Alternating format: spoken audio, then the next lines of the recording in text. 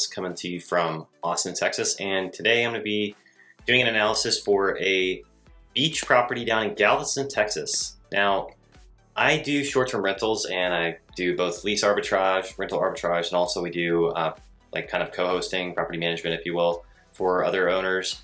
And we were looking at buying our own Airbnbs as well, short-term rentals, to be able to go in and get some equity. But I'm really looking for great deals when it comes to buying, because rather than go the route of, throw down 20% or go all cash like some people like to do, I would much rather get something that's more distressed and do a little bit of like work to clean it up, make it more the way that we want it, as opposed to just going the traditional route of looking on market, shopping on the MLS, trying to find a deal that you can just buy turnkey. I'm more budget and price conscious, I guess. I know I can get a better deal by working directly with the seller than I can by working with an agent, no offense. But at the same time, I'm going to be doing an analysis on a off-market deal that someone posted in a Facebook group. And it's this property right here, this 1217 Avenue, Galveston. It's a one-bedroom, one-bath apartment. And I'm going to be talking about why I don't think this is a good deal and give you guys my opinion. And we also do, bigger properties, and we also work on apartments and, multifamily situations as well. So I don't think that this is just a good representation of everything we do, but we're going to be analyzing this property from a short-term rental aspect. And who knows, maybe this was a good fix and flip for them, but they're looking to cash out. No harm, no foul. Like I said, it's not a good deal for us. I'm going to show you why. So first things first, we go to AirDNA, and AirDNA gives us a kind of general aggregate information of the market. This is also trailing 12 months, so it's not going to be indicative of the future performance. Best thing to do if you're ever going to be buying an Airbnb from somebody or a short-term rental is to get the actual revenue numbers. Now, again, it's just like any other investment. It's not a predictor of the future. However, it's a pretty good indication of the possibility of being able to make a good return on investment if you buy at a certain price. So, that being said, we could have another COVID hit. We could have another situation where we have a 2007, 2008, which at that point, as long as you're buying it at a good price and you have a pretty good amount of cash flow, then you're not going to really have much to worry about. You just have to ride out the storm. So this property, I went ahead and already plugged it in here into AirDNA. You can also go into the overview section, and it just cleared it out graph. So you type in the area, it's in Galveston, Texas. Average daily rate is 266. You can see down in February it's lower, July it's higher. Occupancy is about 60%.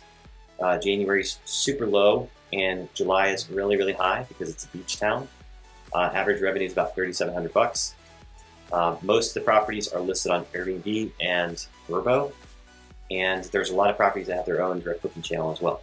The average size is about 2.5, 3 bedrooms, and it's got pretty good consistent quarterly growth, so it's not a bad market to be in. Let's see, what else can I tell you about this? A lot of hosts do strict checkout and minimum stays between 1 and 2 nights. I like typically 2 or 3 nights for a beach property. Let's see, let's go back to Rentalizer and we'll plug in the address for the property. So generally the rule of thumb is, with the 1 bedroom, 1 bath, you can sleep somebody in the bedroom, and you can also sleep 2 more people on the couch. If you've got a studio, I typically shoot for 2 people. You could technically cram 3 in if you had like a bed and then like maybe a sleeper sofa or just a sofa. So this one's projected to be about $144 daily rate. Occupancy is 57%. It's a little bit lower than market. Average annual revenue is $30,000. And this number I found is historically low. It's not indicative of the actual performance of the property. This is just an aggregate in that area the last 12 months. So it's not, and I'll also say this too, it's more accurate if there's a lot of comps, if there's a lot of data points. If there's a whole bunch of 1 bedroom, 1 bath, so you're trying to comp out a 5 bedroom, 4 bath house, and there's only 3 in the area, well then the best thing to do would just be to go into Airbnb and like look at the calendars and see what kind of occupancy they're getting for the next 12 months. And then also too, look at this trailing 12 months, and you're gonna get a better idea of where you should be.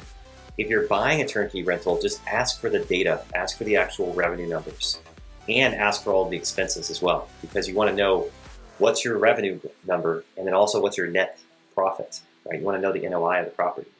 So we're gonna go ahead and plug this info into our proprietary calculator, which I built. And we've got $239 is the sale price. Down payment I put is 10%. And rehab furnishings, this is about $8,000. Now if they're selling this as a turnkey rental, it should include the furniture as well. So that would be one cost we don't have to actually front. So that would definitely give us a better return on investment. I don't really like their furniture. It's not that it's bad or anything, it just doesn't really scream like, hey, this is a place you should be staying at. It just kind of looks like cookie cutter, you know. But, you know, at the same time, it looks fine. It could work for a rental. Interest rate, we're gonna go with like a 3.5.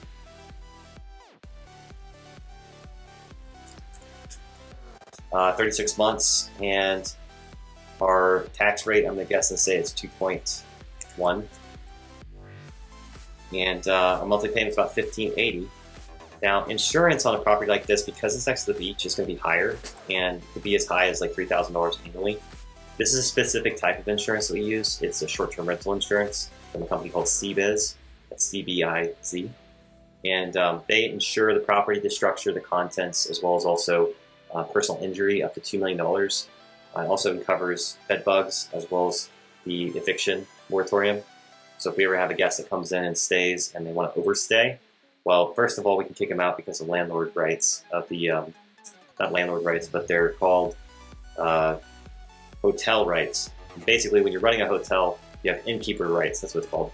So you have the ability to remove somebody from the property, not personally, but the police can, if someone's overstaying their stay.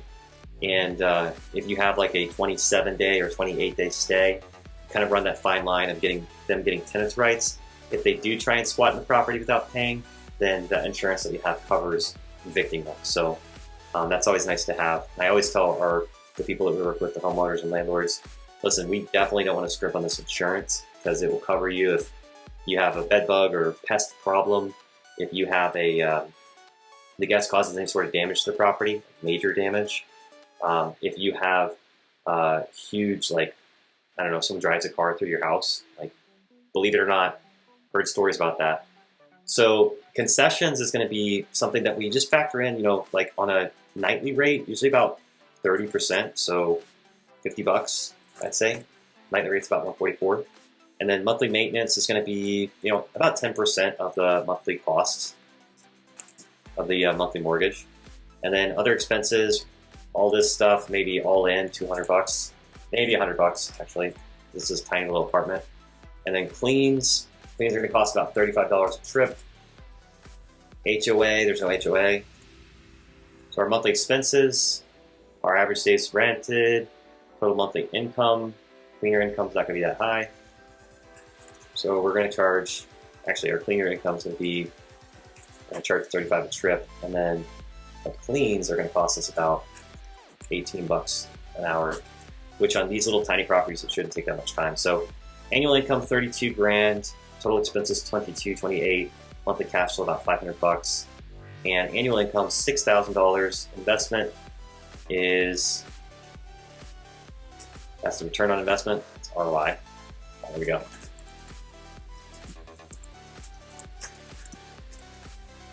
Property value, this is a value based off of the cash flow, the NOI.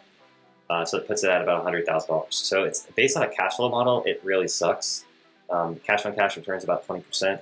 For a short-term rental, this is exceptionally low actually. So I would say that this $239 price is very overvalued unless the person that's selling it can actually give you better projections. I wouldn't buy this rental just because I know that I can actually go out and pick up a 3-bedroom, 2-bath house for about $239. So I can get 2 more units of production. I could get about a $250 nightly price on a 3-bedroom, 2-bath. So that bumps our NOI up to about $28,000. So it's like 4 times as much, 5 times, just about 5 times. So our ROI becomes 120%, which is a lot better cash on cash return, as you can see, versus that cash on cash return. That cash on cash return is a lot better. So I wouldn't personally buy this property. Like I said, for everybody, they're different. If you can get a great deal on financing and come out of pocket $0, right? Then you're looking at the down payment of 23. This goes back to 144. Your cash on cash returns 26% if they sold it as a furnished rental. Honestly though, the furniture in that property is probably not worth more than $5 grand. So I would probably get a better discount on this if I was gonna buy it. Otherwise I just wouldn't buy it. So I hope that helps you out. If you like this video, be sure to give it a thumbs up, subscribe for more analyses of short-term rentals, and for more information and tips and tricks on Airbnb, short-term rentals, and how to go about getting your first short-term rental. So thanks guys, have a great day.